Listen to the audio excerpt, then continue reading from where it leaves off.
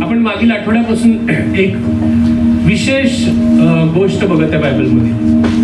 पवित्र शास्त्रातील अशा घटनेवर आपण प्रकाश टाकत आहे देव, की जी घटना आपण जे सगळे विश्वास करेल, जर फक्त इस्रायल सोडलं तर इस्रायल सोडल्यानंतर प्रत्येक विश्वासणारा जो आज त्याला ख्रिस्ती म्हणतात, कोणी ख्रिश्चन म्हणतात, कोणी बिलिव्हर्स म्हणतात, कोणी पेंटेकॉस्टल म्हणतात, कोणी ऑर्थोडॉक्स म्हणतात, कोणी कॅथलिक म्हणतात, अनेक पंथ, अनेक हे झाले, हे सगळे विधर्मीमध्येच जमतात. लक्षात येते? आणि निवडलं होतं फक्त यहुदी वंशाने परमेश्वराने. आणि त्यांच्या भोवती ही सगळी स्टोरी असताना ज्या ज्या ठिकाणी विधर्मी लोकांचा नाही का उल्लेख होतो, त्या ठिकाणी उर्वरित सर्व विश्वासणारे ख्रिस्ती लोकांचा उल्लेख झाल्यासारखा आहे. या ठिकाणी एक विधर्मी राजाबद्दल बोललं जातं, नबुकदनेस्सर राजा. आपण बघत आहे, मी परत एकदा सांगतोय, बायबलमधील पवित्र शास्त्रातील अशा अध्यायावर प्रकाश टाकत आहे देव, की जो पुन्हा आपल्याला भविष्यात देखील पाहायला मिळणार आहे. आणि ती घटना परमेश्वराने सहज आपल्याला या पवित्र शास्त्रात आणली नाही, तर ती भविष्यात्मक पण आहे आणि आपल्याला तत्कालीन जीवनासाठी आत्ता सुद्धा ती आपल्याला प्रत्येक दिवशी उपयोगी पडणारी आहे. आपण पाहत होतो ती एकूण 4 हिरोज आपण मागील महिन्यापासून पाहत आहे. कोण कोण? शद्रक, मेशक, अबेदनगो आणि दानियल. येस. त्यापैकी आपण दुसऱ्या अध्यायामध्ये बघितले की कशा पद्धतीने या चौघांनी मिळून ज्यावेळेस सगळ्या नाही का पूर्ण बाबेल मधील सगळ्या विद्वानांवर, मंत्रिकांवर, ज्योतिषांवर, तंत्रमंत्र करणाऱ्या प्रत्येक व्यक्तीवर मरणाची नाही का तामती तलवार आणली होती. मरण सुरू झालं होतं. अनेकांना त्यावेळेस वधण्यात देखील आलं, कारण राजाला एक स्वप्न पडलं आणि त्या स्वप्नाचा अर्थ सांगणारा कुणीच नव्हता. नुसतं स्वप्नाचा अर्थ नव्हे तर स्वप्न पण सांगायचं होतं. प्रत्येकाला वधण्यात येणार होतं आणि काही जणांची सुरुवात झाली होती. आणि जोपर्यंत दानियल आणि या तिघांपर्यंत हे खासदारांचे योद्धे जाऊन दार ठोठवत नाही, तोपर्यंत अनेकांची कत्तल झाली होती. आणि ज्यावेळेस त्यांना सांगण्यात आलं त्यावेळेस त्यांनी वेळ मागितली आणि त्यांना माहित होतं की एकच जिवंत देव आहे, ज्याच्याकडे सगळी सत्ता आहे. सर्व भविष्य, वर्तमान आणि भूतकाळ हे त्याच्या हाती एका क्षणी पाहणारा तो देव. तर त्यालाच आपण विचारूया. आणि ती वेळ त्यांनी मागितली, ती वेळ त्यांनी घेतली. आणि परमेश्वर विश्वसनीय आहे प्रत्येक वेळी. का तुमच्या जीवनात आहे विश्वसनीय? यस, प्रत्येक क्षणी तो विश्वसनीय आहे. तुम्ही चेक करून पहा कधी पण. तर तो विश्वसनीय देवानी त्यांना रिव्हील केलं. स्वप्न काय होतं, स्वप्नाचा अर्थ काय होता. आणि पहा प्रियांनो, त्यांनी सगळेच स्वप्नाचं ज्यावेळेस त्यांना माहिती झाली, देवानी त्यांना दाखवलं. त्यांनी परमेश्वराची आराधना आधीच केली, स्तुती केली आणि मग राजाकडे ते गेले. आणि त्याच्याकडे जाण्यापूर्वी सगळ्यांना मारण्यासाठी थांबायला सांगितलं. आता ज्यांना ज्यांना जीवदान मिळालं या चौघांमुळे, ते लोक अजूनही राजसत्तेत होते, ज्ञानी लोकांमध्ये होते. आता जे जिवंत राहिलेत ते कसे राहायला पाहिजे? कृतज्ञ राहायला पाहिजे ना. ग्रॅटिट्यूड त्यांच्या हृदयात असला पाहिजे. ते कृतज्ञ होते का? अनेक जण असतील देखील, पण एवढं करून सुद्धा जळणारी गँग होतीच. का? तर एकच गोष्ट, हे बाहेरून आलेले, हे आता आमच्यावर प्रांताधिकारी म्हणून बसवलं यांना. आणि जरी पंतप्रधान म्हणून दानियल होता, तर या तिघांना देखील जिल्हाधिकाऱ्याच्या लेवलनी त्यांना बसवलेलं होतं. आणि कुठेतरी या तिघांवर आणि चौघांवर जळणारे लोक होतेच. लक्षात घ्या प्रियांनो, कृतज्ञता ही मनातून यावी लागते.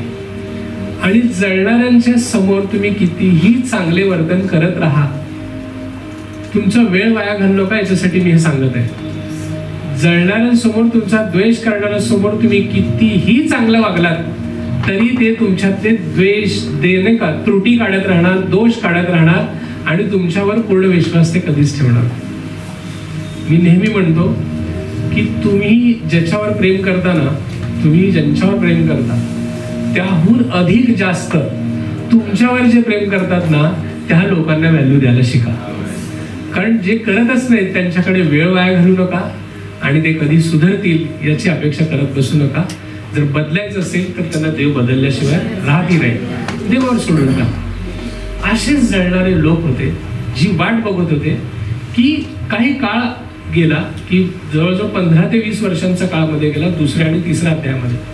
ते स्वप्नाचा अर्थ कळाला आणि तो राजा त्यावेळेस नाही का दुसऱ्या अध्यायामध्ये म्हणतो की हा तुमचा देव सगळ्यात खरोखर देव आहे, देवादिदेव आहे, राजेश्वर देव आहे, याच्यासारखा अन्य कोणी देव नाही, ही उपमा देतो, साष्टांग दंडवत घालतो नाही का, एक नैवेद्य धूप त्यांच्या समोर जाळायला सांगतो, देवास समान त्यांना आदर देण्याचं तिथं तो दाखवतो सगळ्यांसमोर.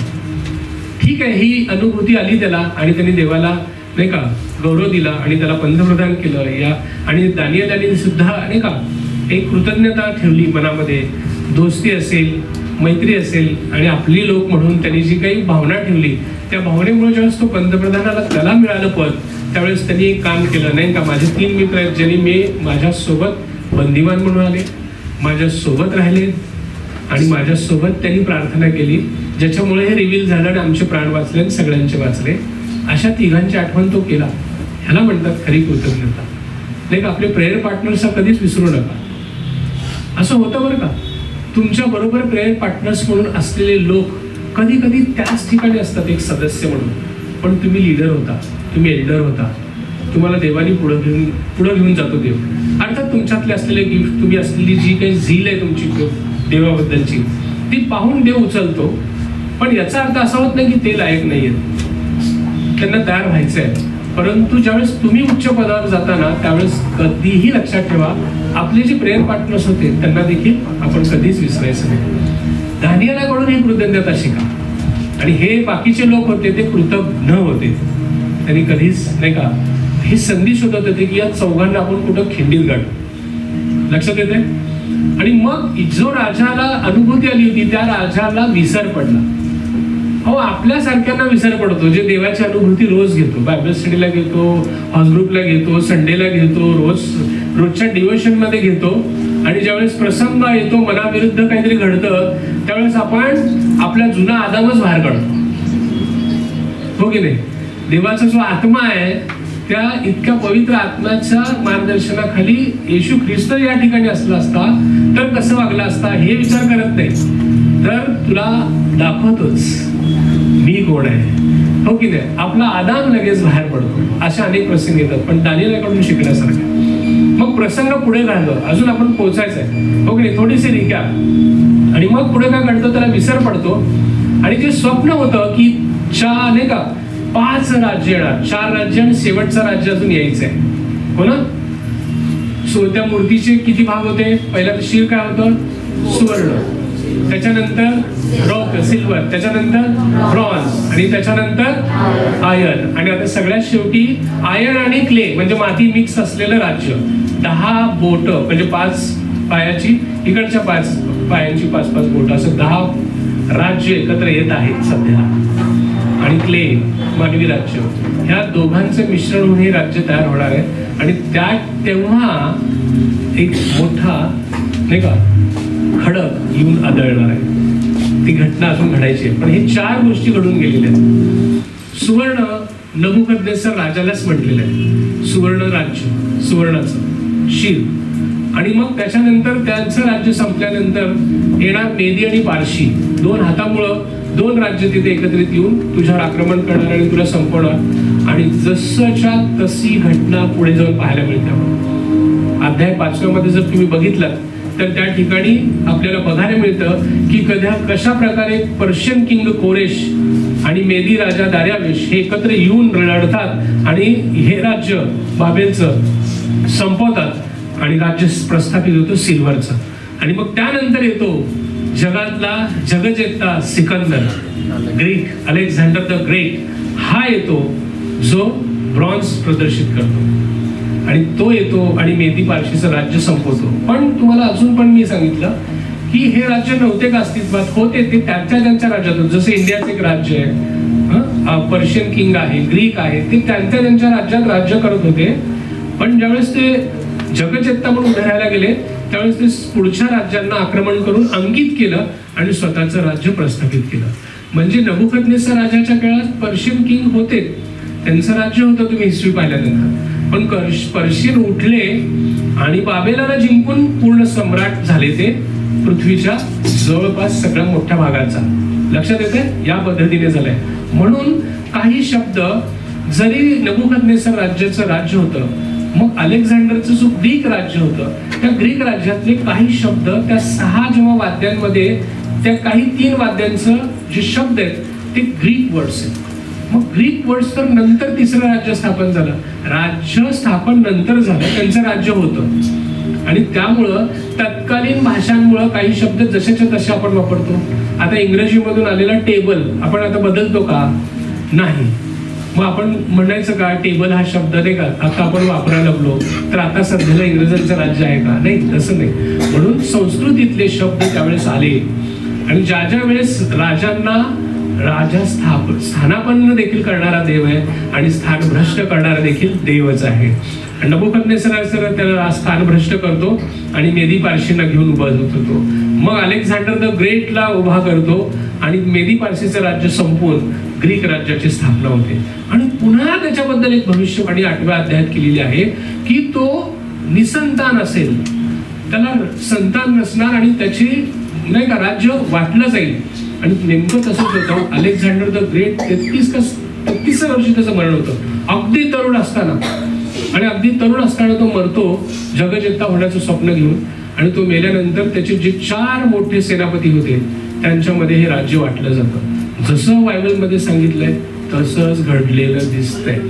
इतिहासाची पाने चाळा, कुठेही तुम्हाला इकडं एक रेष आणि इकडे वाटणार नाही.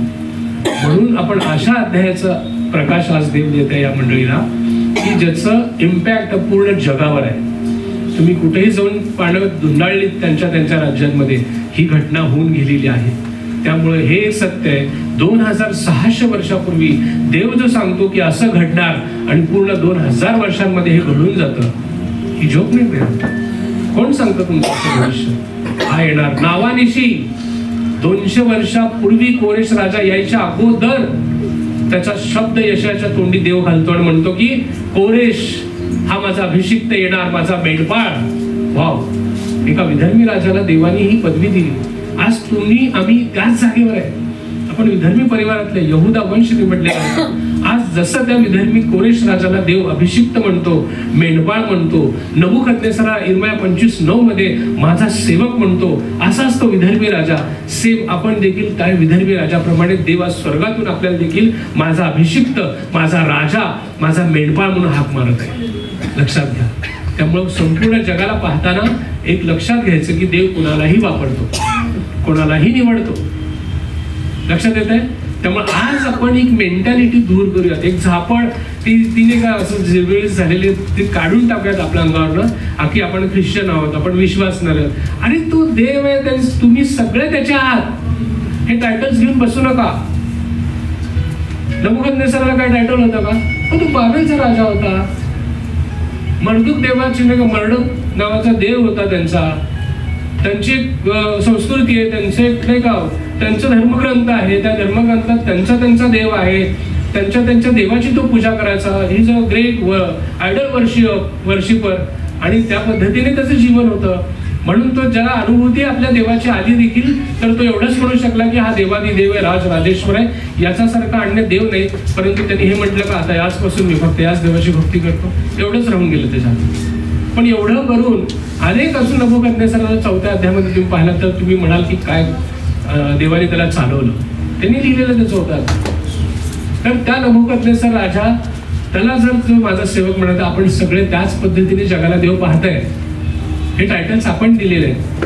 जगातल्या लोकांनी Western Orthodox church, Catholic church, Pentecostal church, Protestant church, believer church. अरे काय देव सगळ्यांना म्हणतो की मी बनवलेली माझी निर्मिती आहे आणि त्या निर्मितीतून तो निवडतो आणि म्हणतो की हा माझा सेवक आहे. आज तुम्ही कुठल्या जाती धर्म हे जगाने स्थापन केलेले निवडलं ना देवाने तुम्हाला. याच नबुकदनेस्सरासारखं निवडलं. त्याच राजा कोरेश सारखं तुम्हाला निवडलेलं आहे. त्या राजा कोरेशला ज्यावेळेस निवडलं आणि तो येऊन सत्ता प्रस्थापित करतो, मग अलेक्झांडर द ग्रेट येतो. त्यानंतर येतं रोमन्स. आणि जसं जसं खाली येतो यांची मूल्य घसरत जातात, सोन्यापेक्षा खाली खाली. पण त्यांची ताकद जास्त होत जाते. ते अधिक क्रूर होतात, अधिक भयानक होतात. रोमन्स अजून भयानक. त्यांची सत्ता तर एकदम खतरनाक. आणि हे रोमन्स येतात, ग्रीकला संपवतात आणि परत सत्ता प्रस्थापित करतात. इसवी सन पुढे जाऊन 469 पर्यंत त्यांची सत्ता दाखवली गेली आहे. पुन्हा हे 2 पायांमुळे त्यांच्यामध्ये 2 पार्ट पडतात. हे सगळं जसं लिहिलंय तसं घडतं प्रियांनो, आणि घडून गेलेलं आहे. असा देव आहे. आणि मग हे सगळं दाखवल्यानंतर 3ऱ्या अध्यायामध्ये 15 वर्ष झाली, एवढं सुंदर, आता जसं तुम्ही ऐकलात ना तसंच दानिएलकडनं असं छान ऐकला होता तो, असंच वाव, असं घडणार का? माझं स्वप्न पडलं होतं, सगळं जसंच्या तसं खरं सांगितलं. अरे साष्टांग दंडवत त्यांनी घातलं. 15 वर्षानंतर काय झालं? विसर पडला. आणि त्याला तर एक लक्षात मात्र होतं, माझं फक्त शीर म्हणजे माझं राज्य आहे. नाही, तसं नको, अखंड सोन्याची मूर्ती करायची, माझं राज्य कधीच संपणार नाही. प्रत्येक राजाला तसंच वाटत असतं बरं, कदाचित प्रत्येक पास्टरना पण वाटत असेल, आय डोंट नो, मी कोणाला जज नाही करत. माझं राज्य कधीच संपणार नाही. तर देव करो असं ज्यांना कोणा वाटत असेल त्यांनी ह्या गोष्टीकडे पाहावं आणि म्हणावं, सर्वभौम फक्त देव आहे, त्याची सत्ता अबाधित आहे, तोच सत्य असणार, तोच आनंद काळासाठी असणार. मनुष्याला तो फक्त उपयोगात आणतो. माझा किती उपयोग करायचा त्यांनी ठरवलेलं असतं. मस्ती झाली, चल बाजूला, दुसरं कोणी. सगळ्यांच्या बाबतीत घडणार. कुणीही माईकाला असं म्हणायचं कामच नाही की या नबुकद्नेसरासारखं की शिरपासून मीच, कोणच नाही. आणि म्हटला चॅलेंज कोणाला दिलं त्यांनी? देवाला. तू फक्त शिरपर्यंत माझा असशील असं वाटलं, ती सत्ता पूर्ण सत्ता मरेपर्यंत माझीच असणार. तसं नाही, त्यांनी केली मात्र. आणि मग एक आज्ञा झाली की या मूर्तीसमोर कोण झुकायचं? सगळ्यांनी. सगळे मिनिस्टर्स, गव्हर्नर्स, कॅबिनेट मिनिस्टर्स, जिल्हाधिकारी, प्रांत, तहसील, पोलीस ऑफिसर्स, कमिशनर्स, सगळ्यांना एस्कॉर्ट, सगळ्यांना निमंत्रण गेली. मोठा गाजावाजा करत डेडिकेशन सेरेमनी होतं. ते डेडिकेशन सेरेमनीला सगळ्यांना बोलवण्यात आलं होतं. सगळे कार्ड्स वाटप झाले होते. आणि त्यामुळं राजाच्या आज्ञेमुळं 3 जणांना पुन्हा निमंत्रण मिळालं. जिल्हाधिकारी होते त्या प्रांताचे, त्यांना मिळालं, राजे बोलवत आहे डेडिकेशनसाठी. आणि बाबेल परगण्यातच होते ते, त्यामुळे लगेच त्यांनी आले तिथं, त्यांच्या गाडीतून आले असतील. तो दिवस उजडला. आणि आपण मागच्या आठवड्यात बघितलं, मागच्या रविवारी इथपर्यंत आपण आलेलो होतो की कशा पद्धतीने ते वाद्य वाजवणं, आपण त्या आराधनेवर थोडंसं बोललो की कशा प्रकारे म्युझिकचा वापर करून आज शैतान सगळ्या दुनियेला भुलवत आहे. आपण विचार केला पाहिजे की वर्शिपचा खरा अर्थ काय जाणून घेतला पाहिजे, आराधना काय आहे, गाणं काय आहे, आपण बघितलं. मग त्यानंतर बघतो की आपण हे 3 लोक झोपणार नाहीत हे कोणाला माहित होतं? जे जळणारी ज्ञान होती कमी, ते झुकले कमी ह्यांच्याकडेच बघणार. कारण हे त्यांना माहित होतं ये झुकेगा नाही, ये लोक झुकेगे नाही. आपले हे लोक वाकणार नाहीत हे त्यांना माहित होतं. कारण हे कुठल्या जिवंत देवाची भक्ती करतात आणि हे सगळं मान्य करतील. बघा किती छान आहे ते लोक. जसं पवित्र शास्त्रात सांगितलं की आपल्या अधिकाऱ्यांच्या अधीन राहा. त्यांनी राहिले, निमंत्रण मिळालं, हजर. येस सर, राहिले की नाही? हजर. आज्ञा पालन केली ते. आता कुठली आज्ञा होती? जे तुमच्या जीवनातल्या अंतर्गत गोष्टींविषयी होती. कोण कोणाची भक्ती करावी. मी म्हटलं की त्या राज्यामध्ये मुभा होती की तुम्ही तुमच्या संस्कृतीला फॉलो करू शकता. शैतान पण असंच करतो, नाही तुम्ही फॉलो करा, तुम्ही ख्रिस्ताला फॉलो करता, फॉलो करा. चर्च जाता, गुड. बायबल स्टडी, नाईस, चला, गुड. कुठला दिवस राहतो? मंगळवार, चला. बुधवार, चलो उधर क्लब को चलो, इसके पार्टी को चलो, इकडं चल, तिकडं चल. बरोबर तो बायस पद्धतीने वागून तुम्हाला ना ट्विस्ट मध्ये काढतो की तुम्ही हे करताय, गुड. तो तुम्हाला तिथे धक्का लावणार नाही. पण उरलेल्या वेळेमध्ये रील्सद्वारे, तुम्हाला एखाद्या व्हिडिओद्वारे, एखाद्या क्लिपद्वारे, एखाद्या मित्राच्या पार्टीद्वारे, एखाद्या मैत्रिणीच्या निमंत्रणाद्वारे तुम्हाला भुलवण्याचा रोज प्रयत्न होत आहे. नबुकद्नेसर रोज बँड वाजवत आहे. वाका माझ्यासमोर, चुका. या ठिकाणी चर्चला जातो, गुड. तुझी भक्ती करत राहा, पण या मूर्तीसमोर सुद्धा चूक. हे रोज होत आहे. सावधान. या तिघांना आपण बघूयात की हे तिघ झुकले नाहीत. आणि मग यांना त्यांच्यावर प्रेम करणारे लोक राजाकडे किती छान निवेदन करतात ना. ते निवेदन किती सुंदर आहे. हे राजा, तू महान आहेस आणि तुझी सत्ता किती मोठी आहे आणि तुझी आज्ञा म्हणजे शिरसावंद्य. आणि आता तू एक आज्ञा केली होती की या मूर्तीसमोर सगळ्यांनी झोपायचं. आणि मग काय झालं माहिती का, म्हणजे किती राजाला पहिल्यांदा चढवायचं, त्याचा राग संताप किती जास्त होईल. आणि मग हळूच सांगायचं की हे 3 जे होते लोक जे नाही का, परत ओळख कसं करून द्यायची. आता तुम्हाला दिलेली पदाची ओळख नाही द्यायची, हे सांगायचं मुद्दामून. ते नाही का त्या गल्लीत राहत होता आधी, ते पास्टर होत्या गल्लीत, बेडरपूर लष्कर तिथं राहणारा माणूस, हा त्याच जातीचा. त्याला नाही का तुम्ही राजा केलं, जिल्हाधिकारी केलं, म्हणजे पुन्हा जात दाखवायची. ही सैतानाची स्ट्रॅटेजी असते, पुन्हा लायकी दाखवायची. आणि आता देवाने कुठं नेऊन ठेवलं ते सांगा ना आधी. पण शैतानाची स्ट्रॅटेजीज हेच आहे की तुम्हाला पिन होईल, पंच होईल, समोरच्याला तुमची लायकी दाखवू नये का, हा कुठेतरी चिल्लर इथं राहत होता आणि आता इथं झालेला आहे मोठा.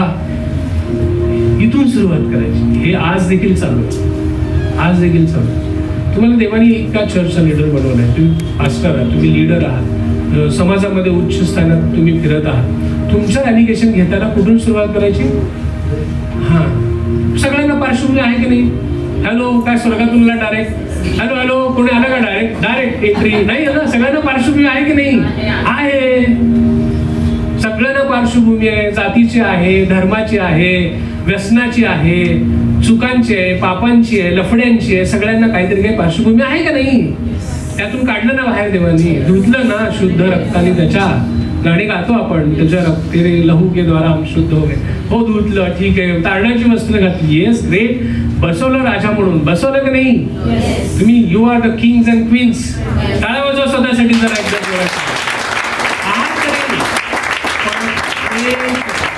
एक जगाच्या लॉच्या दृष्टीने सुद्धा एक चूक होऊ दे तुमची. मी काल बोलताना लिरिक्समध्ये म्हटलंय की काही गोष्टी आहेत ज्याच्यावर लक्ष ठेवलंय. एखादी लॉची चूक होऊ दे, तुमची कुठून काढतात, हिस्ट्री पासून सुरुवात करतात. आणि अशा पद्धतीने यांची राजाला भडकवण्यासाठी ते स्ट्रॅटेजी त्यांनी वापरली. आणि त्यांना बोलण्यात आलं की हे तिघं झुकले नाही. तरी देखील एका जिल्हाधिकाऱ्याला एक आदेश असताना असंच होते बरं का, तसं कोण वाकलं नाही. ती दिसता क्षणी, माझ्याकडे आणायची पण गरज नाही, दिसता क्षणी त्यांना त्या भट्टीत टाकायचं. बरोबर ना. तसं असताना देखील सेकंड चान्स ते बोलवलं जातं नाही का. ते मोठ्या पदावर होते, त्यांना बोलवलं जातं. आता मोठी परीक्षा होती खरं. आता त्यांना काय म्हणायचं होतं, राजाच्या समोर हे सांगायचं होतं पुन्हा एकदा. आता गर्दीत होतं, कदाचित नाही दिसलो असं वाटलं असेल. यांना अशी घटनाच घडली नाही. ही मूर्ती ज्यावेळेस स्टार्ट करायला झाली, 90 फुटाची मूर्ती एका दिवसात असं ढॅन करून आले नाहीये. ती 90 फुटाची मूर्ती तयार व्हायला जे जितके दिवस जात होते नाही, त्या प्रत्येक दिवसामध्ये दानिएल आणि या सगळ्यांना माहित होते की एक दिवस असं येणार आहे की आपल्याला ही आज्ञा मिळणार आहे की झुकायच्या समोर. या तिघांना आपल्याला सहज वाटतंय, या सगळ्यांना माहित होतं की एक दिवस हा येणार आहे. ते फास्टिंग प्रेयर करत असतील, ते देवाकडे मागत असतील, शक्ती देवा या दिवशी तू आम्हाला कसं वाचवणार आहेस तुलाच माहिती.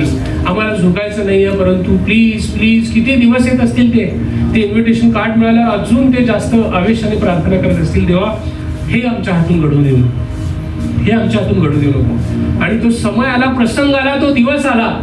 ते किती दिवस प्रिपेअर करत असतील माहिती का. जरा तरी कल्पना आहे. आपल्याला वाटतं त्याच दिवशी घडलं, नाही. अनेक महिने जोपर्यंत मूर्तीची स्थापनेची सुरुवात झाली, मूर्ती स्थापिल्यानंतर डेडिकेशन सेरेमनीचा डेट ठरलं आणि मग ती घटना घडली. त्या सगळ्या दिवसापर्यंत हे रोज असं हात बांधून नाही का एकमेकाला धरून घट्ट मिठी मारून प्रेयर करत असतील, देवा हा समय येणार आहे, आम्हाला ते अग्नीच्या भट्टीत टाकलं जाईल, हे प्रसंग येऊ शकतो, तो मला शक्ती दे, काहीतरी कर, काहीतरी कर. तुमच्याही जीवनात असंच होतं ना कधी कधी की देवा हे येऊ दे नको, हे क्षण येऊ दे नको. हे आता कर्ज भयंकर झालेलं आहे, आता बँकर्स येणार, आता बँकरप्ट म्हणून मला डिक्लेअर करणार, ही संपत्ती जाणार, अशा अनेकांचे टेन्शन. दुसऱ्यांचं काय असेल तर आपण आधी काय पेरलेलं होतं ज्याच्यामध्ये मी होतो, पण आता त्याचा परिणाम आता सगळ्यांसमोर येणार आहे. आता मी एका मोठ्या पदावर आहे, मागच्या गोष्टींमुळे मला आता एक मोठ्या संकटाला समोर जावं लागत आहे. आठवा तुमचं काय असेल तर असं हे असं होणार आहे, प्लीज देवा असं होऊ दे नको, होऊ दे नको म्हणून आपण ओरडत असतो. कारण मी नेहमी सांगतो ना, नीतिसूत्र 11:31, जे इथं पेरताना इथंच उगवणार आहे, इथंच फेडायचं. आणि त्या पद्धतीने काय फेडायची वेळ आली तर आपण काकुळतीने प्रार्थना करत असतो. माझा इज्जतीचा सवाल आहे, प्लीज देवा हे घडू देऊ नको.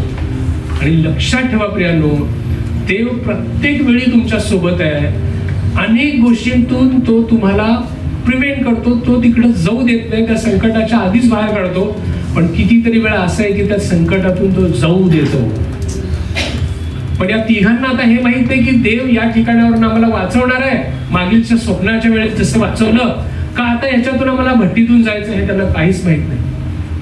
बघा ती अवस्था आहे त्यांची. आज आपण स्टोरी ऐकल्यामुळे आपल्याला स्टोरी सगळी माहित आहे, हो की नाही? आपल्याला स्टोरी माहित आहे म्हणून आपण इथं रिलॅक्स, तुम्हाला कन्क्लुजन माहित आहे की हे तिघं मरणार नाहीत. या पिक्चरचा एंड तुम्हाला आधीच माहित आहे, बरोबर आहे ना? एंड माहित असताना मूवी बघायला बसलेले लोक देव दाखवत आहे मी कोण आहे, पण त्याच्यातले गहन गोष्टी आज या मंडळीला रिव्हील करत आहे. ते प्रसंग असे असतात जीवनातले, काही गोष्टी वेळी तो प्रिव्हेंट करतो, काही वेळेला त्याच्यातून पर्सिक्युशन मधनं जाऊ देतो, तो ठरवतो.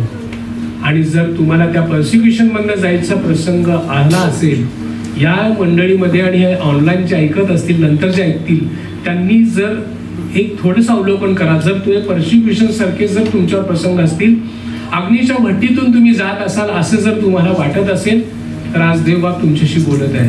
डोंट वरी. जर ते जात आहात तर डोंट वरी, कारण मी तुमच्या सोबत असणार आहे. डोंट वरी. एक तर तो प्रिव्हेंट करेल, नाहीतर तो पर्सिक्युशन मधनं जाऊ देईल आणि त्याच्या सोबत तुमच्या सोबत असेल. ह्या दोन गोष्टी तो घडवतो. सो एकदा लक्षात घ्या, या तिघांकडून खूप मोठा बोध घेण्यासारखा आहे. आपण 15व्या वचनातल्या शेवटच्या भागापासून आजच्या वचनाला सुरुवात करूया. हे होतं रिक्या. तुम्हाला सगळं माहीत असावं. अजून थोडीशी की आता इथपर्यंत त्यांना माहिती होतं की काय घडणार आहे. ते एकाच दिवशी नाही घडलं. त्यांनी किती दिवस प्रेयरमध्ये होते आणि तो प्रसंग शेवटी आलाच. आणि मग ते राजासमोर गेले आणि पुढे काय झालं. राजाची परत एक मोठी चूक करतो राजा.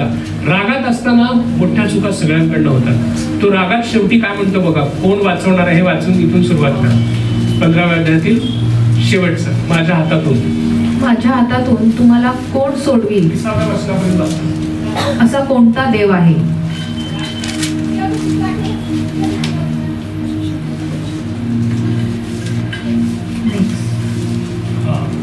शद्रक, मेशक व अबेदनेगो यांनी राजाला उत्तर दिले की महाराज, या बाबतीत आपणाला उत्तर देण्याचे आम्हाला प्रयोजन दिसत नाही.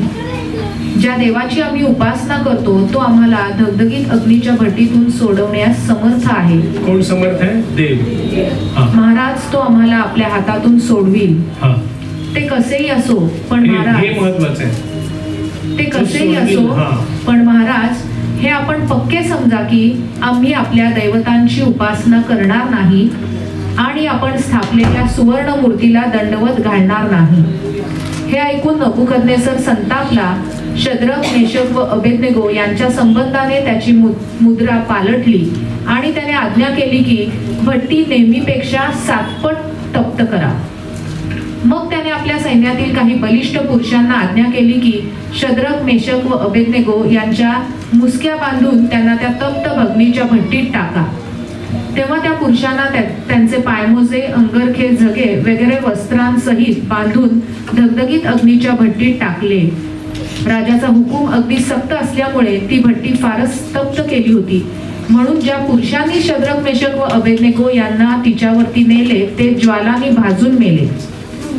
शद्रक, मेशक व अबेदनेगो हे 3 पुरुष मुसक्या बांधलेले असे त्या धगधगीत अग्नीच्या भट्टीत पडले. नंतर नबुकदनेसर राजा चकित होऊन पटकन उठला. तो आपल्या मंत्र्यांना म्हणाला, आपण अग्नीत 3 जणांना बांधून टाकले ना? त्यांनी राजाला उत्तर दिले, होय महाराज, खरे आहे.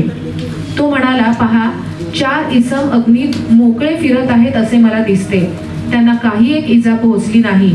4थ्याचे स्वरूप तर एखाद्या देवपुत्रासारखे आहे.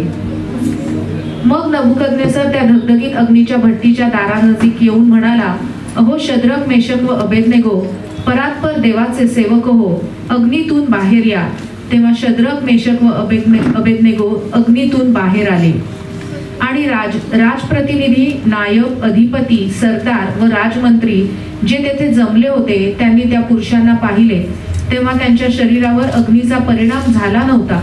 त्यांच्या डोक्याचा एक केसही होरपळला नव्हता. त्यांच्या पायमोज्यांना काही झाले नव्हते आणि अग्नीचा गंधही त्यांना लागला नव्हता. तेव्हा नबुकदनेसर म्हणाला, शद्रक, मेशक व अबेदनेगो यांनी आपल्या देवावरती भाव ठेवला, राजाचा शब्द मोडला, आपल्या देवाखेरीज अन्य देवाची व उपासना करायची नाही म्हणून त्यांनी आपले देह अर्पण केले. त्यांना त्यांच्या देवाने आपला दिव्यदूत पाठवून सोडवले, त्याचा धन्यवाद असो. याकरता मी फरमावतो की सर्व लोक, प्रत्येक राष्ट्राचे व प्रत्येक भाषा बोलणारे लोक यांपैकी जे कोणी शद्रक, मेशक व अबेदनेगो यांच्या देवाविरुद्ध काही बोलतील त्यांचे तुकडे तुकडे करण्यात येतील, त्यांच्या घराचे उकिरडे करण्यात येतील, कारण अशा प्रकारे सोडवण्यास समर्थ दुसरा कोणी देव नाही. नंतर राजाने शद्रक, मेशक व अबेदनेगो यांना बाबेल परगण्यात मोठ्या उद्यास चढवले. Praise God. या आपण प्रार्थना करू. प्रभू, मी धन्यवाद देतो या सुंदर वचनांसाठी, अभिवचनांसाठी. प्रभू, पवित्र आत्मा तू आमचा मोरक्या पुढारी हो, तू आम्हाला रिव्हील कर आणि आमच्या जीवनात याद्वारे कार्य होऊ दे प्रभू, येशूच्या महान नावामध्ये आमेन. एकदा जोरात टाळ्या वाजवा परमेश्वरासाठी. या ठिकाणी सगळ्यांना माहिती की गोष्ट काय घडली आणि मग हे म्हणाले की ते सगळे जे घेऊन गेले होते आणि राजाला जी काडी लावायची होती, आग लावली त्यांनी, राजा भडकला आणि त्यांनी पुन्हा एकदा त्यांना संधी दिली, ओढून दटावून म्हटलं. 14 खरं तर त्या वचनामध्ये आपल्या BSIच्या वचनामध्ये खूप सुंदर आहे, अरे शद्रका, मेशका, अबेदनेगो, ओढून म्हणाला तो, तुम्ही झुकणार का नाही या मूर्ती समोर माझ्या. आणि असं सांगतात की शास्त्राभ्यासक की ती मूर्ती मर्डूक किंवा नब्रू ह्या देवाची असावी, कारण तो त्यांचे देव होते आणि त्या देवासमोर झुकण्यासाठी त्यांनी सांगितलं. आणि मग ह्यांनी अगदी नम्रपणे ऍक्च्युअली उत्तर दिलेलं आहे की आम्हाला या बाबतीत उत्तर देणं योग्य वाटत नाही आणि आता महाराज आम्ही हे आमचा देव वाचवण्यास समर्थ आहे.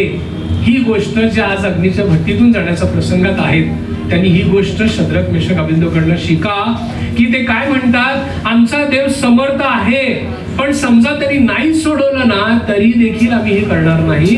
म्हणजे याचा अर्थ ते देवाच्या अनंतकालिक जीवनावर विश्वास ठेवणारे लोक आहेत, अनंतकालिक अभिवचनावर विश्वास ठेवणारे लोक आहेत. जर देवाने ठरवूनच ठेवलं असेल तर की या परसिक्युशन मध्ये आमचा मृत्यू आहे तर हे असंच होणार, पण याचा अर्थ देव बदलत नाही. मी अजूनही म्हणतो या ठिकाणी बसलेल्यांना ज्यांना देवावर अगाध विश्वास आहे त्यांच्यासाठी तोच देव आहे की तुम्ही विश्वास ठेवा, पूर्ण नाही ठेवा, देव देव आहे, तो त्याची जागा कोणीच घेऊ शकत नाही. त्याची नाही का नीतिमत्ता, त्याचं जे काही विश्वासूपण आहे ते कोणी ढळू देऊ शकत नाही. या ठिकाणी त्या तिघांनी खूप सुंदर उत्तर दिलं की आमचा देव समर्थ आहे, इज एबल, ते समर्थ आहे, तो वाचू शकतो, पण त्याची मर्जी.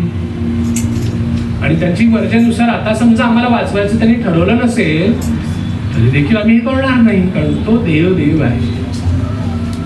असंच वाटलं होतं ना प्रेषितांच्या कृत्य 7व्या अध्यायात स्तेफनावर जेव्हा दगडमान होत होता, कसला तो कोपरा असेल की ज्या कोपऱ्यात ते घेऊन जायचे आणि मोठमोठाले दगड रचले जायचे, रास असायची, रास दगडांची. ते दगड ऐनवेळेस शोधावं लागू नये म्हणून मृत्यूदंडासाठी ती रास ठेवायचे आणि त्याला एकाच ठिकाणी उभे राहून दगड वाटेल त्या वेगाने मारायचं. कधी हड्डी तुटत असेल, कधी नाक फुडत असेल, एखादी चीर पडत असेल एका दगडामुळं, रक्तबंबाळ बरगडा तुटत असेल, खूप भयानक होतं ते दगडमार, तुम्ही कल्पना सुद्धा करू शकत नाही. त्या दगडमार होण्याच्या ते पर्सिक्युशनच होते की अग्नीच्या भट्टीतूनच जात होता ना तो. अग्नीची भट्टी म्हणजे फक्त अग्नीची भट्टी धरू नका, तो असा सगळा प्रत्येक कठीण प्रसंग जे आपल्या विश्वासणाऱ्यांना देवाला जाणून घेण्यासाठी किंवा देवाचं काम करताना येणार आहे ते. तुमच्या केलेल्या चुकीच्या कृत्यामुळे होणारी शिक्षा म्हणत नाही मी. एखादा मर्डर करेल आणि त्याला फासावर जाताना हा माझी अग्नीची भट्टी, अजिबात नाही. तुम्ही काहीतरी पातक करायचं आणि त्याचं भोगत आहात, ही माझी अग्नीची भट्टी, हॅलो ते नाही. देवाचं काम करत आहात, देवाच्या आज्ञेत आहात, देवाच्या मार्गात चालत आहात, तरी देखील हे तिघच खूप चांगले जगत होते, पवित्र जीवन जगत होते, त्यावेळेस त्यांच्यावर पर्सिक्युशन आलं. म्हणून म्हणतोय ते पण सुद्धा चांगलं करत होता, त्यांनी काय वाईट केलं नव्हतं. परमेश्वराची फक्त सुवार्ता सांगत होता, त्या सुवार्ता करणाऱ्याला गाठलं आणि दगड मारायची आज्ञा झाली आणि त्याला इतकं भयानक मार होत असताना काय स्माईल होतं त्याच्या चेहऱ्यावर. आज सांगत होतं ना स्माईल, ते काय स्माईल होतं, त्याला किंमत, बहुमोल किंमत काय असलं होतं त्यावर. इतकं रक्तबंबाळ, हड्डी तुटत असेल, एखादा हार्ट ब्रेक झाला असेल मोठ्या दगडांमुळे, कितीतरी दगड आता अंगावर आली असतील. तो स्वर्गात येशू ख्रिस्ताला उभा राहिलेला पाहायला स्वर्गीय दर्शन झालं आणि देवाने ठरवलं होतं तुझा मृत्यू ह्याच्यातून जाणार, या परसिक्युशन मधनं तू माझ्याकडे येणार. म्हणून दर्शन झाल्यावर काय राहिलं मग? म्हणून तो स्माईल दिला, हे नश्वर देह इथंच राहणार आहे, माझा आत्मा तर आता आनंद काळासाठी सुखात जाणार आहे मी. पण इतकं बिलगून बसलं ना पृथ्वीला, आपल्या मालमत्तेला, स्थावर मालमत्तेला उतारावर नाव येण्यासाठी तर एवढी धडपड आहे काय विचारायला नको. बँक बॅलन्स मध्ये वाढ व्हावी, हे व्हावं ते व्हावं, हरकत नाही हो, श्रीमंत व्हा, पण त्याच्यावर इतका मोठा विश्वास आहे की स्वर्गीय दर्शन पुसट दिसायला लागलं आपल्याला. आणि त्या नबुकदनेसरासारखं असं वाटायला मी इथंच राहणार आहे. आणि तुमची एक्सपायरी डेट लिहिलेली आहे, ज्या दिवशी बर्थडे झाला आला तुम्ही इथं, एक्सपायरी डेट सेम दिवशी लिहिलेली आहे. प्रवास आहे फक्त, प्रवासामध्ये एवढी मस्ती की माझं एवढंच, माझं तेवढंच, भावाला तर त्याच्यातच बघायचं आपण, त्यांनी संपत्ती घेतला, त्यांनी लुटला, राहू दे. स्वर्गीय जीवन अनंत काळाचं आहे, तिथल्या संपत्तीकडे काय आहे तुमचं लक्ष, ते जमवा. लक्ष देत आहे. आणि मग स्टेपनाला ते दिसलं दृश्य, मग तो हसला. हो, दुसरं ते बघतो ना आपण, दुसरे करंती घरामध्ये पौलाबरोबर काय घडलं, त्याच्यावर पण दगडमार झालं. आणि त्या परसिक्युशन मध्ये या साहेबांना तर तिसऱ्या स्वर्गापर्यंत दर्शन झालं. Oh my God, great. माझं त्या दर्शन घेऊन कोण उतरेल, जो साधा बसेल का? अख्खा बायबल मधील तृतीयांश नव्या करारातील त्यांनी सगळं लिहून काढलं. कशामुळं? कसलं दर्शन ते दैवी दर्शन. इथं तुमच्यापैकी कोणाला जर आता स्वर्गात देवाने दर्शन देऊन आणलं खाली, तर तुम्ही कसे पेटून उठाल? आता मी जे सांगायला लागलो ना, पेटतंय पण परत दिसतंय बाजू, कारण तुम्ही निखारात राहत नाही ना, बरोबर ना? निखारात राहत नाही. नेहमी मळेकरांनी नेहमी सांगतात नाही का, फेलोशिप तोडू नका, ते निखार आहे फेलोशिप. इथं जर असतात ना, तर तुम्ही धबधबता कोळसा आहे, तिथून जर बाजूला गेला, मी थोडस बाजूला होतो, मी दुसऱ्यांसारखा नाही, तू जळणार पण नाही भाऊ, तुझी आग थोड्याच वेळात हे होणार आहे, कारण जगात एवढा मोठा वारा आहे, एवढे भारी भारी लोक आहेत, तू कोळसाच बुडून राहशील. हा शहाणपणा आपल्याकडे, शहाणपणा आपल्याला, हा शहाणपणा कधीच करायला जायचं नाही. लक्षात येते. मी खूप विद्वान, समजा मी डॉक्टर आहे, माझ्याकडे 4-5 डिग्री आहेत, मी विद्वान आहे, खूप चांगले चांगले रिव्हिलेशन मला देव देते. आता तो कुठं राहू? हे लोक असे नाहीत, हे साधे आहेत. तर माझं पाचारण उंच आहे, चला कल्टी मारू इथून, मी वेगळा राहतो, हे लोक सुधारणार नाही. किती वचन सांगितलं, 5 वर्ष सांगत आहे, 5 वर्ष सांगत आहे, हे जरा सुद्धा बदललं या बाईमध्ये, या माणसामध्ये. कशाला राहू मी यांच्याबरोबर? म्हणून आल्यासारख्यांनी जर शांतपणा करून बाजूला जायचा प्रयत्न केला तर ते कोळशासारखीच अवस्था आहे. कसेही लोक असू, कशीही मंडळी असू, ते सुधरो अथवा न सुधरो, देव आणि त्यांनी बघून घेतील. तू तुझ्या सहभागिता सोडू नको, सहभागितेमध्ये राहणं खूप गरजेचं आहे. कोणापासून कोण दुखावून घर सोडून जाऊ नका. तो निखारातून जर तुम्ही बाजूला गेला तर फक्त कोळसा आहे, कोळशाचा रंग माहिती. आणि जर फेलोशिप मध्ये असाल तर तो रंग बघा, आता दिसेल भट्टीत, तेजोमय, हो की नाही? सोन्याची नाही, सूर्याची तेज कांती असते. So honour the fellowship. कसे का लोक असू दे, या लोकांबरोबर देवाने ठेवलंय ना. या फेलोशिप मधून दुसरीकडे जर समजा तुमची बदली झाली, तिथंच राहायचं आहे, तर देवाला कळतंय की मग तिथल्या निखाऱ्यामध्ये जावा ना. कुठेही जा, आपण निखाऱ्यात राहा. लक्षात येत आहे? त्या ह्याच्यात राहा. मग आता आपण बघत आहोत की असा जो देव या अग्नीच्या भट्टीतून कधी कधी घेऊन जातो आपल्याला, पण एक अभिवचन देतो की तो मी सोबत असणार. राजा पेटला आणि त्यांनी भट्टीत 7 पट तप्त करायला सांगितली. आता हे किती पट? एक म्हणायची पद्धत आहे ती, 7 पट म्हणजे अजून गरम करा, भयंकर.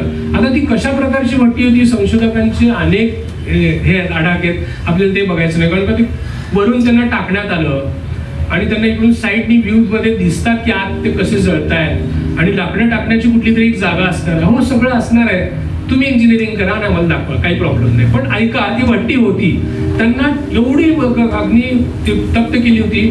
NSG कमांडो सारखे सुपर हिरोज त्यांना आज्ञा झाली बांधा म्हणून. किरकोळ लोकांनी बांधलं नाही त्याला, सगळ्या भारी लोकांनी त्याला, बलिष्ठ लोकांनी बांधलं नाही का. त्या राजाचे खास नाही का कमांडोज असतील त्यांनी त्याला बांधलं. ते बांधताना त्यांनी कैद्यासारखी यांना वेशभूषा करून आणा, मग जाळा असं नाही. वचन नीट वाचा. त्यांनी जे काही पाय मोजे, हा सगळं जे काही वस्त्र आहेत, जे काही झगा पोट बीट घालून जिल्हाधिकाऱ्यांच्या आवेशामध्ये ते आले असतील त्याच्यातच त्यांनी बांधलं. हात बांधले, मुसका वाळले, पाय बांधले, टाकून दिलं. टाकून द्यायला जाताना हे जळाले हो. भट्टीचा ते टोपण उघडायच्या आत ती अग्नी एवढी भडकलेली होती की ज्यांनी सोडायला गेले होते एक्सकॉर्ट करणारी टीम गायब.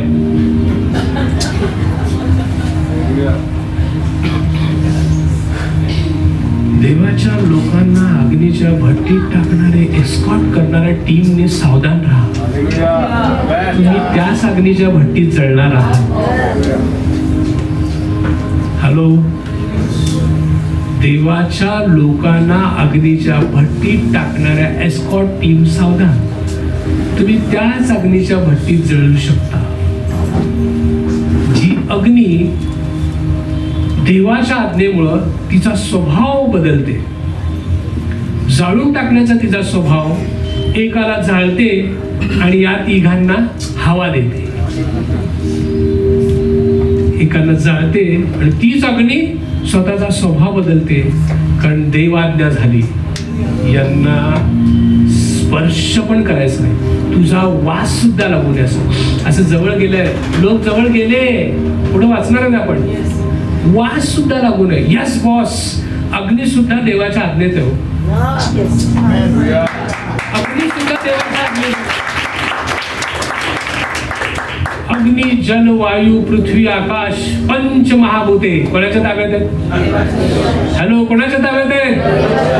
फक्त देवाच्या ताब्यात आहे. पृथ्वीला त्यांनी सांगितलं, खूप मोठं ट्विन टॉवर दिसत आहे, खूप मोठे बंगले झालेत, थोडस असं हाल बघू. झालं सगळं खाली. हो, इमाईनी आणली होती टीव्ही, घर किती सजवलं होतं, भूकंपामध्ये गेलं, सुनामी आली, सगळं काय देवाच्या हातात. कशाचीच मस्ती करू नका प्लीज. ह्या सगळ्यांपैकी एकाला जरी आज्ञा केली की जरा वारा जरा जोरात वारे, माणसाने घरं डिलिव्हर झालीत एका जागेवर दुसरीकडे चक्रीवादळामध्ये. तुम्ही कोण लागून गेला, त्याच्या समोर काही चालत नाही. हे सगळे लोक त्याला सलाम करतात, त्याची आज्ञा करतात. अग्नी, आणि अग्नी बनवणारा देव आहे. अग्नी त्याची आज्ञा पाळली की यांना स्पर्श सुद्धा करायचा. आणि पुन्हा एक आज्ञा दिली, त्यांचे दोरे जाळायचे पण त्यांना चटका बसू नये. हे कसं, हे जरा अवघड आहे, हे थोडं अवघड आहे. अवघड आहे ना. तुम्ही दोरा बांधा आणि स्टोअर गॅसवर धरा, दोरा जळायला पाहिजे, तुम्हाला चटका बसू नये. होईल का? ते हायली इम्पॉसिबल. पण झालं नाही तर त्या अग्नीला सुद्धा हे प्रोसेस करताना वाटलं असेल की कसं करायचं. बस आम्ही बताइए तर हे कसं करणार. खरं आहे की नाही? त्यांना स्पर्श करायचा नाही, त्यांना वास येऊ नये, पण रस्सी जळली पाहिजे. काय तर माझे सेवक आरामदायक वातावरणामध्ये अग्नीमध्ये फिरले पाहिजे. अरे म्हणजे पर्सिक्युशनच्या काळात ते सुखात येणार. पर्सिक्युशनच्या काळात सुखात, हो, आरामदायी वातावरणात, AC पेक्षा भारी वातावरणात. कुठं? अग्नीच्या भट्टीत. असं होऊ शकतंय. झालं की मग 2600 वर्षापूर्वी झालं असं. अग्नीच्या भट्टीत ACच्या वातावरणासारखं चौघं फिरताना दिसले. किती? आणि आपले नबूकदनेस्सर, अरे एक्सक्यूज मी, हे इकडे आपण किती जणांना सोडलं विचारलं त्यांनी. साहेब 3 हो. मला 4 दिसत आहेत भाऊ. आणि 4था तर देवाच्या पुत्रासारखा दिसत आहे, सन ऑफ गॉड. 4था कसा दिसत आहे? देवाच्या पुत्रासारखा दिसत आहे. इथं त्यांनी कबुली घेतली. की यांच्यामध्ये चौथा कोणीतरी उतरून आलेला आहे. पर्सिक्युशन मध्ये असं वागा, असं राहा की तुमच्या बरोबर ख्रिस्त दिसू देत लोकांना. वैतागलेलं तर कोण पण दिसतं. पर्सिक्युशन चालू, रडा रडी, बोंबला बोंबली, माझं कशी अवस्था आहे पासून तुम्हाला माहित नाही, असं नाही तसं नाही. अरे शांत शांत, हॅलो हॅलो प्लीज शांत करा. देव तुझ्या सोबत आहे. ती अग्नी तुला जाणणार नाही, ती परिस्थिती तुझ्या हवी होणार नाही. कारण वचन सांगतं तुमच्या क्षमतेच्या पलीकडे कधीच परीक्षा घेतली जाणार नाही. सो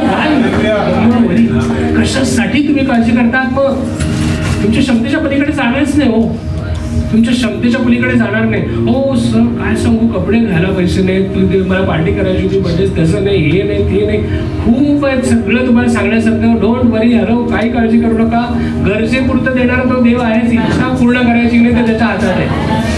तुम्ही कशाचीच काळजी करू नका. तुम्ही पर्सिक्युशन मध्ये जात आहात, तुम्हाला पर्सिक्युशन मधला त्या देवाबरोबर फिरण्याचा आनंद घ्यायचा की नाही, ते देवाचा अनुभव घ्यायचा की नाही. तुम्ही पर्सिक्युशन मधनं असं वागा की समोरच्याला ख्रिस्त दिसू देत, ज्यांच्याबरोबर ख्रिस्त आहे. नबुकदनेस्सरला तोपर्यंत दिसणार नाही जोपर्यंत हे रिलॅक्स हिंडले नाही. पर्सिक्युशन मध्ये इतका अगाध विश्वास ठेवा की देव उतरून आला पाहिजे स्वर्गातून, असं तुमचा ऍटिट्यूड असू देत. इतकं छान देवाच्या वचनानुसार वागा की सिंहासन सोडलं पाहिजे देवानी. देवानी आज्ञा दिली पाहिजे पित्यानी, जा बाबा लेकरं खूपच त्रासात आहेत, तुझी गरज आहे, हजर देव स्वर्ग सोडू नको. आता आपल्यामध्ये वस्तू आहे. 2600 वर्षांपूर्वीच्या लोकांना इतका अभिषेक झाला नव्हता, इतकी कृपा झाली नव्हती. तुमच्यावर कृपेवर कृपा आहे. तुम्ही कृपेच्या काळातले लोक आहेत. बाजूला काळात स्वतःसाठी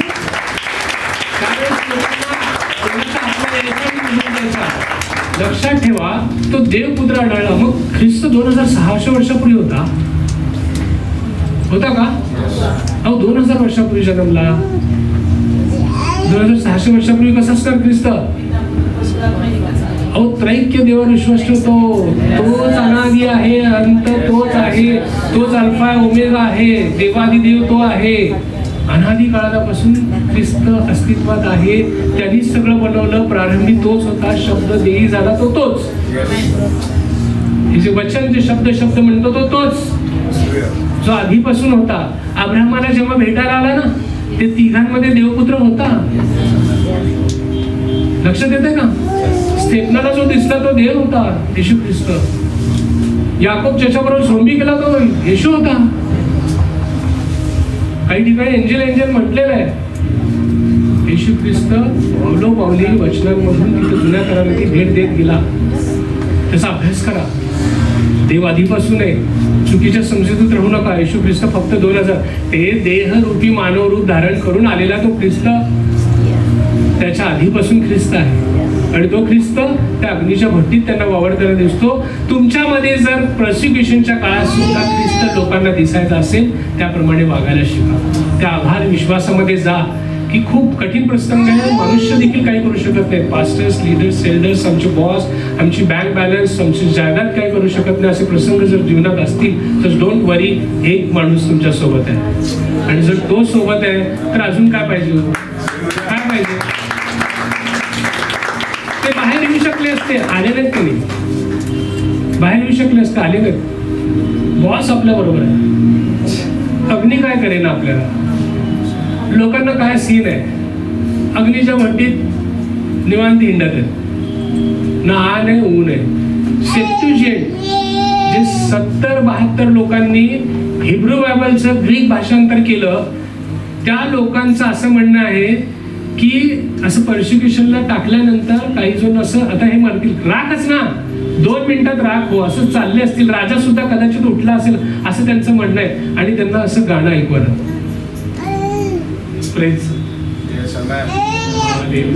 प्रेज गॉड. गाणं कुठलं गाणं म्हणू शकता तुम्ही असं अग्नीच्या भट्टीत? काय पण म्हणा तुम्ही ते गाणं.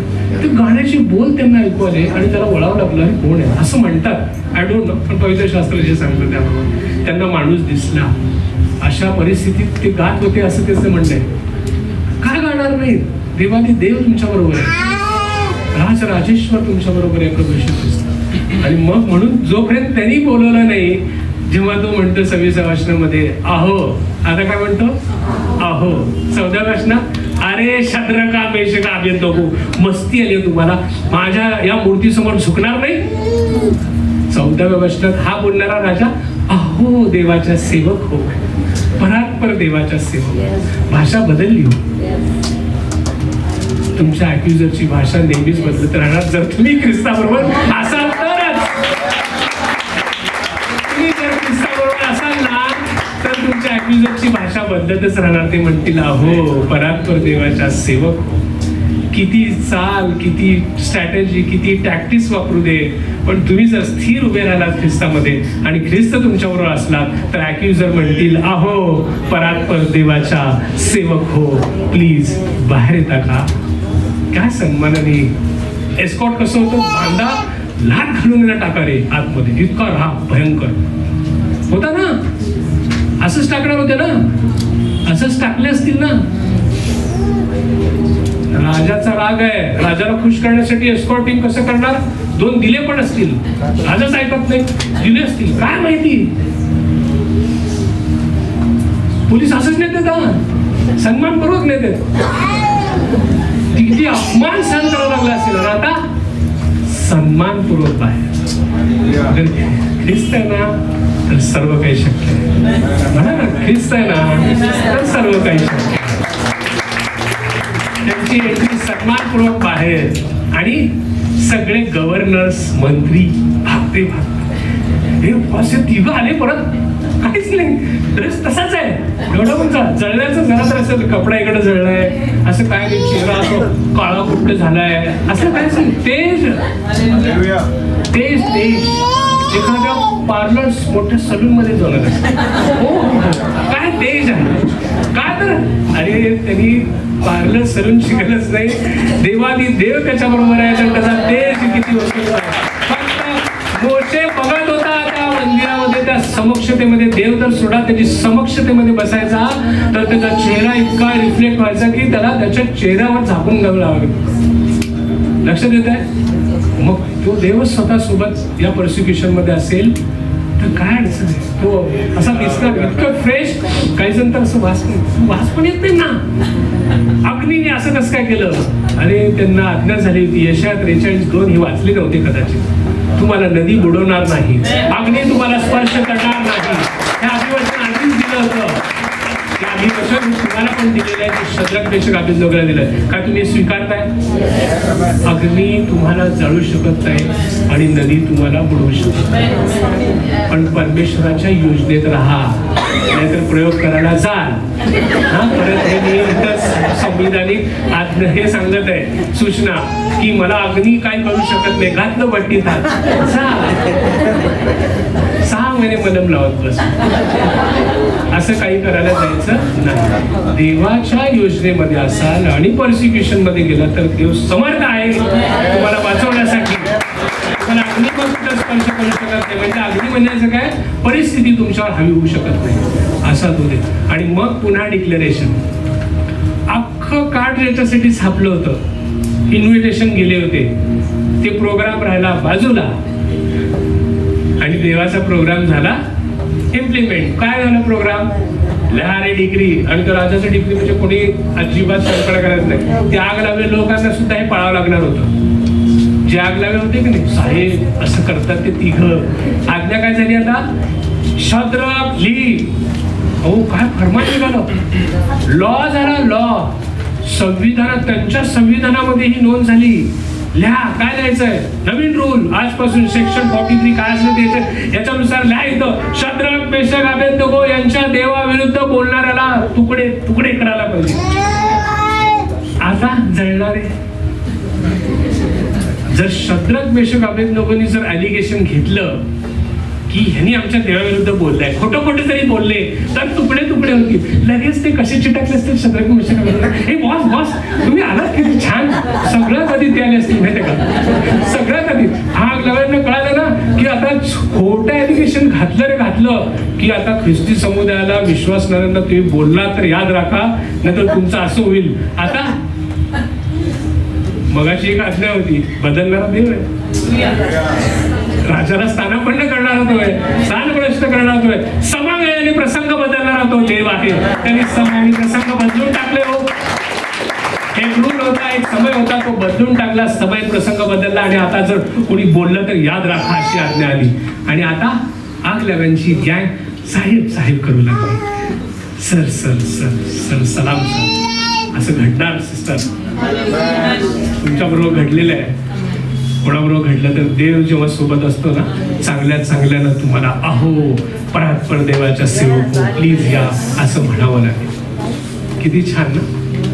अशी आज्ञा आज देखील होऊ शकते. पण का तुम्ही परसिक्युशनच्या काळामध्ये तशी बदलत आला तर हे शक्य होईल. त्याच्यामध्ये अर्थ काय लपलाय ते आपण. अग्नीच्या भट्टीतील 3 यहुदी हे प्रगटीकरणाच्या पुस्तकातल्या 17व्या आणि 18व्या अध्यायामध्ये जे यहुद्यांवर जे अन्याय होणार आहे त्याचे प्रतीक आहे. ख्रिस्त विरोधक हे 10 राज्य स्थापना होईल आणि ख्रिस्त विरोधक त्या 10 राज्यांमधून वर येईल. आता प्रगटीकरण आहे, ते 10 राज्यातून वर येईल आणि तो राजा म्हणून ज्यावेळेस बसणार आहे, सगळे त्याला मानतील. त्यांनी एक चिन्ह देईल. ते चिन्ह कपाळावर, हातावर, तुमच्या शरीरावर, तुमच्या कशा पद्धतीने तो चिन्ह दिले मार्क नाहीत नाही. ते मार्क न बाळगणाऱ्यांना काहीही माल दिला जाणार नाही, साहित्य दिलं जाणार नाही, कदाचित मारण्यात देखील नाही. ते घडणार आहे ते ख्रिस्त विरोधक. तोच त्या परम पवित्र स्थानामध्ये यरूशलेमातल्या मंदिरामध्ये स्वतःची मूर्ती स्थापना करणार आहे. आणि पुन्हा हे बँड वाजणार आहे आणि सांगितलं जाणार आहे की झुका. आणि ज्यावेळेस ते आज्ञा होईल त्यावेळेस शद्रक, मेशक, अबेदnego सारखे जे यहुदी 1,44,000 जे यहुदी उभे राहतील, आम्ही झुकणार नाही, हम झुकेगा नाही सांगतील, त्यावेळेस ही घटना घडेल. हे परसिक्युशन सुरू होईल. हे परसिक्युशनच्या काळामध्ये यहुद्यांना वाचवणारा तो देव प्रगट होईल. आणि या परसिक्युशनच्या 7 वर्षाच्या काळामध्ये देव या सगळ्या यहुद्यांवर आणि त्याचबरोबर जेवढे विश्वासणारे त्या काळात विश्वास ठेवतील आणि म्हणतील मी हे साईन स्वीकारणार नाही, मी परात्पर देव प्रभू येशू ख्रिस्तावरच विश्वास ठेवणार, असं म्हणून जे जीवन कंठीतील, त्यांना होणारा त्रासाला ते त्रास सहन करतील, अशा सगळ्या परसिक्युशनच्या अग्नीच्या भट्टीतील लोकांबरोबर खुद्द देव उतरून येईल आणि त्यांचं तारण करेल. या यहुदी राष्ट्राचं तारण लिहिलेलं या गोष्टींमध्ये ते यहुदी लोक होते. हे 3 दर्शवतात परसिक्युशनच्या 7 वर्षाच्या महासंकट समयाच्या काळातील यहुद्यांना आणि जे विश्वासणारे उभे राहतील असं रॅप्चर होईल चर्चचं. आणि तेव्हा जे राहतील आणि विश्वास ठेवतील, ओ माय गॉड मी आता पश्चाताप करतो, आज देव मी चुकलो, आता मला मारलं तरी चालेल, मी रक्तसाक्षी होईल पण ख्रिस्ताला सोडणार नाही, अशा रक्तसाक्षींसाठी आणि राहिलेल्या यहुदी लोकांसाठी जे तारणासाठी उभे राहतील, हे परसिक्युशन मधले हे इमेज आहेत. हे 3 दाखवतात त्या लोकांना 7 वर्षाच्या काळातील. आणि या ठिकाणी दानियल कुठे आहे?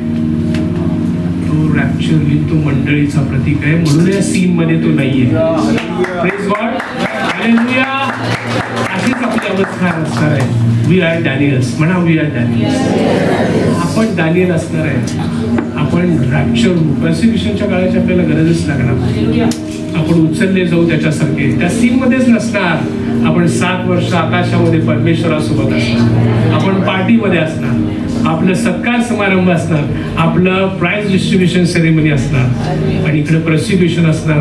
पण ते 3 यहुद्यासारखं उभे राहायला ते यहुदी त्या दिवसांमध्ये शिकतील. आणि जेवढे यहुदी उभे राहतील त्याचा आकडा देखील जाहीर झालेला आहे. म्हणून हे अध्याय पूर्ण जगाला प्रकाश दाखवणारा अध्याय आहे.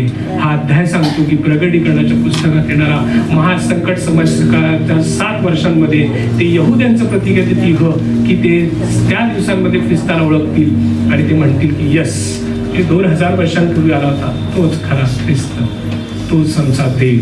आणि ते उभे राहतील. आणि ज्यावेळेस ते तसं म्हणतील देव वाघ त्यांच्यासाठी उतरवेल. परसिक्युशनच्या काळात त्यांना वाचवेल. आणि दानियेलसारखं आपण ख्रिस्ती लोक आधीच मंडळी उचलली जाणार. या सीन मध्ये आपलं कामच नाही.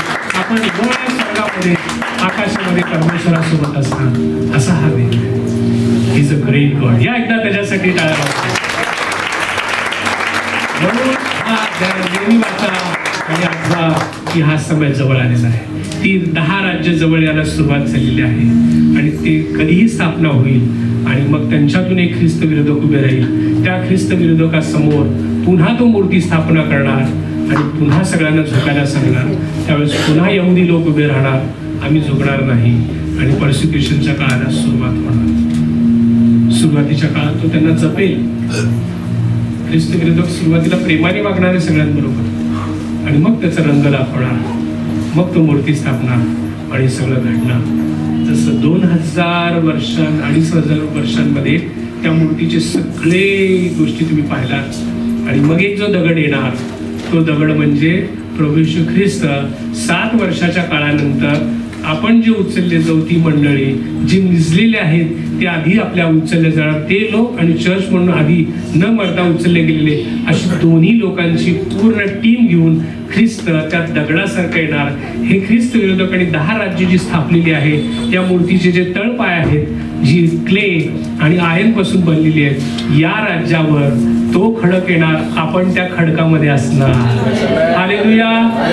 आपण त्या खडकामध्ये असणार. तो खडक येणार आणि असा आदळणार की या राज्याची स्थापना सगळी नष्ट होणार आणि हा दगड इतका मोठा व्यापून टाकणार, पृथ्वी व्यापून टाकणार. अखिल विश्वावर फक्त ख्रिस्ताची सत्ता असणार. 1000 वर्ष आपण राज्य करणार आणि नवी पृथ्वी, नवा आकाश स्थापन होणार. त्याचं राज्य एकदा स्थापन झालं की त्याला अंत नाही, जे म्हणतात ते हे प्रसंग. तो समय हा कळलं, तो प्रसंग आणि हा समय हा जो आता घडणार आहे. आणि त्या ख्रिस्ताबरोबर येण्यासाठी तुम्ही तयार आहात का? का तुम्ही आज तुमचे जीवन तपासाल का?